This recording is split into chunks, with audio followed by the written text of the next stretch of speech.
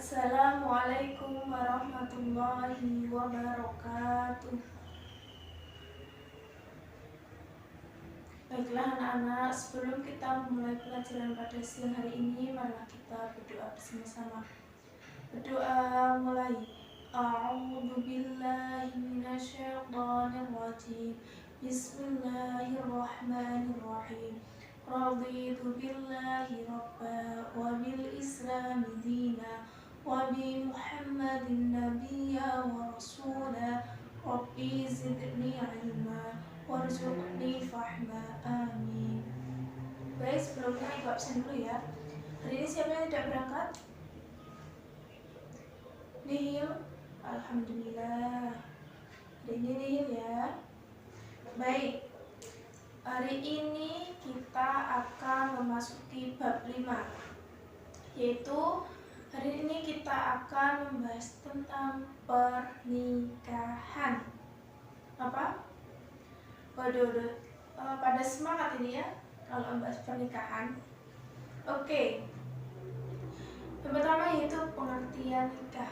Apa sih nikah itu? Apa sih pernikahan itu? Ada yang tahu apa pernikahan itu? Ya, menyatukan dua insan. Apalagi ya, menyatukan dua insan dalam berumah tangga. Oke, kata nikah atau pernikahan sudah menjadi kosakata dalam bahasa Indonesia sebagai paduan kata perkawinan. Pernikahan adalah suatu akad yang menghalalkan pergaulan antara seorang laki-laki dengan seorang perempuan yang bukan mahramnya, sehingga melahirkan hak dan kewajiban di antara keduanya. Apa pernikahan? Ya, jadi pernikahan itu menyatukan dua orang laki-laki dan menyatukan dua orang laki-laki dan perempuan dalam satu ikatan akad, ya sebelumnya bukan mahram menjadi mahram, yang sebelumnya belum sah menjadi sah, dan melahirkan keturunan yang sah. Itu adalah pernikahan. Nah, adapun pernikahan atau perkawinan dalam Undang-Undang Perkawinan Nomor 1 Tahun 1974 ialah ikatan lahir batin antara seorang pria dengan seorang wanita sehingga suami istri dengan tujuan membentuk keluarga atau rumah tangga yang bahagia dan kekal berdasarkan ketuhanan yang Maha Esa. Itu pengertian tentang pernikahan. Jadi pernikahan itu tadi menyatukan dua insan laki-laki dan perempuan yang sebelumnya bukan mahram menjadi mahram, yang sebelumnya belum sah menjadi sah, dan akan melahirkan keturunan yang sah. Itu arti pernikahan yang sesungguhnya.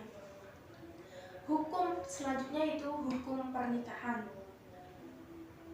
Nah, pernikahan merupakan perkara yang diperintahkan dalam Al-Quran dan hadis demi terwujudnya kebahagiaan dunia dan akhirat. Jadi pernikahan itu juga sudah dijelaskan dalam Al-Quran dan hadis. Terdapat dalam Quran surat An-Nisa ayat 3. Nanti bisa dibaca sendiri ya. Dan juga disabdakan oleh Rasulullah SAW. Nah, hukum pernikahan itu ada beberapa, ada yang mubah, sunnah, wajib, hak, makruh, bahkan haram. Yang pertama ya, kita bahas satu persatu. Jumhur ulama menetapkan hukum menikah menjadi 5, yaitu yang pertama mubah. Hukum asal pernikahan adalah mubah. Hukum ini berlaku bagi seorang yang tidak tersedak oleh alasan-alasan yang mewajibkan nikah atau mengharamkannya. Jadi hukum mubah jika seseorang itu tidak tergesa-gesa untuk menikah atau mengharamkan untuk menikah, tidak mewajibkan atau tidak mengharamkan. Jadi masih bisa besok ya. Jadi tidak tergesa-gesa untuk segera menikah karena kewajiban ya, karena urusan urgent, karena misal mengharamkan pernikahan. Selanjutnya yaitu sunnah. Hukum ini berlaku seorang yang memiliki bekal untuk hidup, berkeluarga, mampu secara jasmani dan rohani untuk menyongsong kehidupan berumah tangga, dan dirinya tidak khawatir terjerumus dalam praktik perzinahan. Nah, hukum sunnah ini jika seseorang sudah mampu untuk berumah tangga, sudah memiliki bekal untuk berumah tangga, dan dia tidak takut untuk terjerumus kepada perzinahan, maka hukumnya sunnah. Selanjutnya, hukum pernikahan menjadi wajib jika seseorang telah mencapai kedewasaan jasmani dan rohani, memiliki bekal untuk menafkahi istri, dan khawatir dirinya akan terjerumus dalam perbuatan keji atau zina.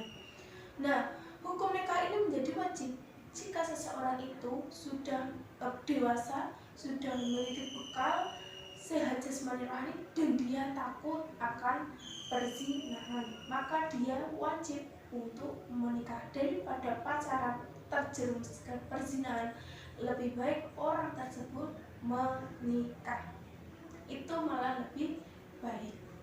Yang keempat yaitu makruh. Hukum ini berlaku bagi seseorang yang belum mempunyai bekal untuk menafkahi keluarganya, walaupun dirinya telah siap secara fisik untuk menyongsong kehidupan berumah tangga, dan ia tidak khawatir terjerumus dalam praktik perzinahan. Nah, hukum makruh ini seseorang yang belum memiliki bekal untuk menafkahi istrinya, tetapi dia sudah yakin bisa siap untuk berumah tangga, dan dia tidak takut untuk melakukan perzinahan, makanya hukumnya makruh.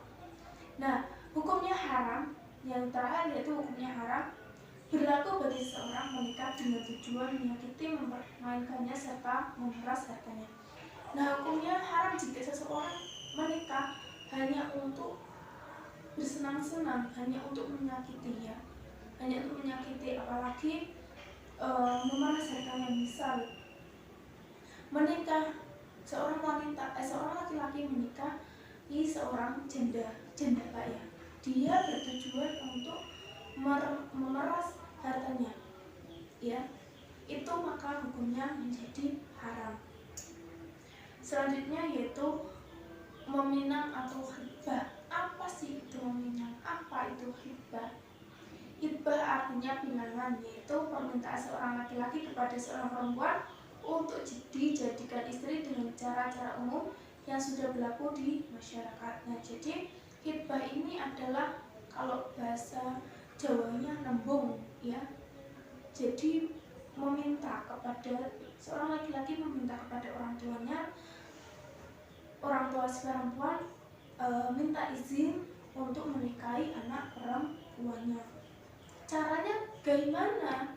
Yang pertama, pinangan kepada gadis atau janda yang sudah habis masa iddahnya dinyatakan secara terang-terangan. Nah, masa iddah itu apa? Masa iddah itu adalah masa menunggu jika seorang wanita itu adalah janda.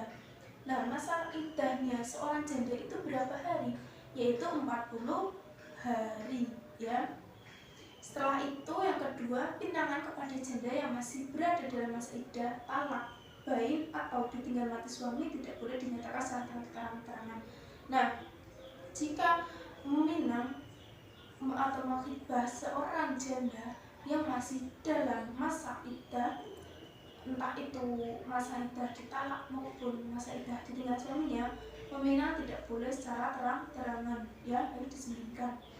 Yang ketiga yaitu pinangan pada mereka hanya boleh dilakukan secara sendirian. Hal ini sebagaimana Allah terangkan dalam surat Al-Baqarah ayat 235. Jadi meminang itu dirinya sendiri. Jadi seorang laki-laki yang datang kepada orang tua si calon istrinya tadi. Jadi hanya datang sendiri untuk meminta izin untuk menikahi anaknya.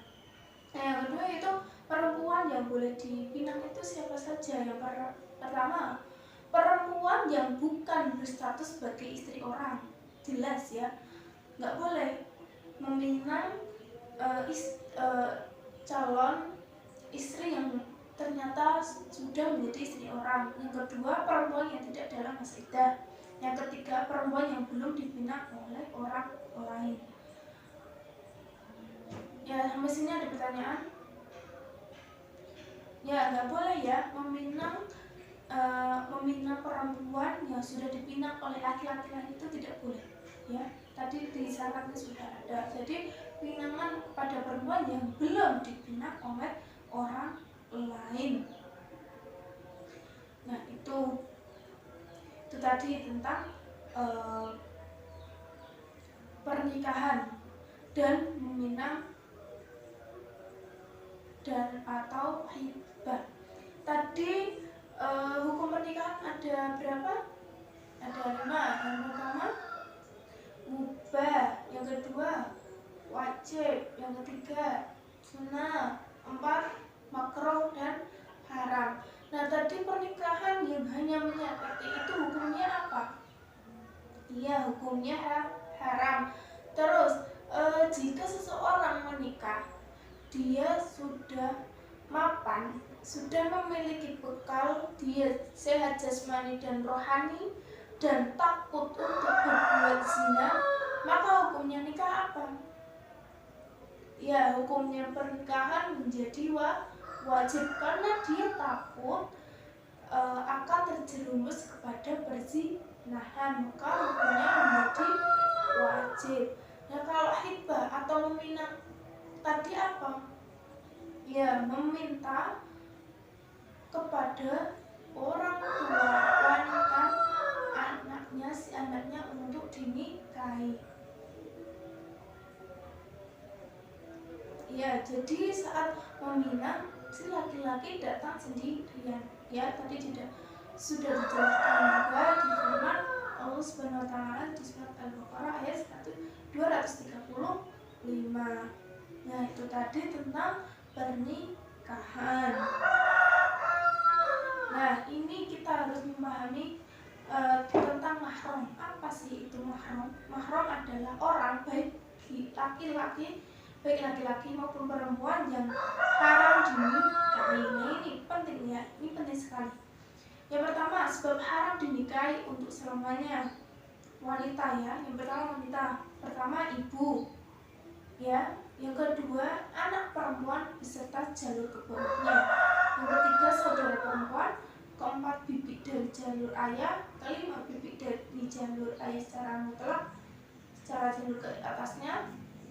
6 anak perempuan dari saudara laki-laki. 7 anak perempuan dari saudara perempuan.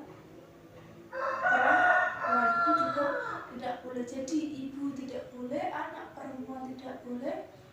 Setelah itu saudara perempuan tidak boleh, bibi, ya, bude bule itu tidak boleh dinikahi. Setelah itu anak perempuan dari saudara laki-laki juga tidak boleh. Anak perempuan dari saudara perempuan juga tidak boleh. Keponakan tidak boleh. Kalau sepupu itu boleh dinikahi. Selanjutnya yaitu sebab haram dinikahi sementara. Tadi sebab haram dinikahi selamanya, ya. Kalau sekarang sebab haram dinikahi sementara yang pertama yaitu pertalian nikah.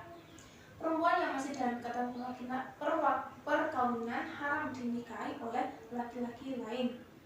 Yang kedua yaitu talak bain sugro, talak ketiga kubro, ya.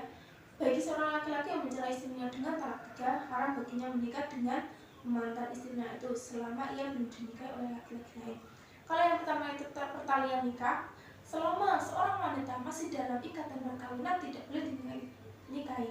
Tapi jika sudah cerai tetapi tidak dijatuhkan talak tiga, maka boleh dinikahi, tidak harus menikah dengan orang lain. Nah, kalau talak bain kubro atau talak tiga, si mantan suami misal menceraikan istri kemudian bercerai dan mantan suaminya ini akan menikahi mantan istrinya, ini tidak boleh kecuali si istri atau si suami ini menikah dulu, baru boleh dinikahi lagi oleh mantan suaminya. Itu tadi, ya.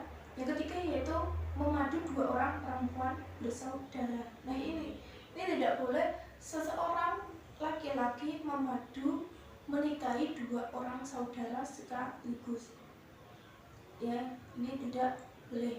Nah, ini tadi tentang mahram pernikahan, ya. Sampai sini ada pertanyaan? Nah, ini penting sekali ya buat bekal kalian. Kalian juga sudah remaja, mungkin sedikit demi sedikit kalian harus mengetahui tentang pernikahan, mengetahui tentang mahram-mahramnya, ya. Dan mahram ini penting juga. Kalau mahram, menurut Imam Syafi'i, ketika wudhu, kalau mahram ini tidak batal wudhunya, ya. Misal Mbak Rizka salaman sama Pak D-nya, ini tidak membatalkan. Tetapi jika Mbak Rizka kok bersalaman dengan anak Pak D-nya, maka itu batal wudhunya karena bersalaman dengan sepupunya, ya, itu menjadi batal. Itu juga harus kita tahu mahram-mahramnya. Yang perempuan juga, karena perempuan itu kalau sudah balik sudah wajib menjaga auratnya, ya. Jika di rumah, ya kalau ada tamu, ya berjilbab, ya, berjilbab. Ya itu tadi, kita juga harus menjaga diri kita. Oke, itu dulu ya anak-anak, mungkin pelajaran yang dapat Ibu sampaikan. Semoga bermanfaat bagi kita semua. Sekian dari Ibu, ada salahnya mohon maaf. Semoga bermanfaat bagi kita semua dan memberi pengertian pemahaman bagi kalian semua. Sekian dari Ibu, marilah kita tutup pelajaran pada siang ini dengan bacaan kafaratul majlis bersama-sama. Bismillahirrahmanirrahim. Subhanakallahumma wa bihamdika asyhadu an la ilaha illa anta astaghfiruka wa atubu ilaik. Alhamdulillahirabbil alamin. Ibu akhiri, wassalamualaikum warahmatullahi wabarakatuh.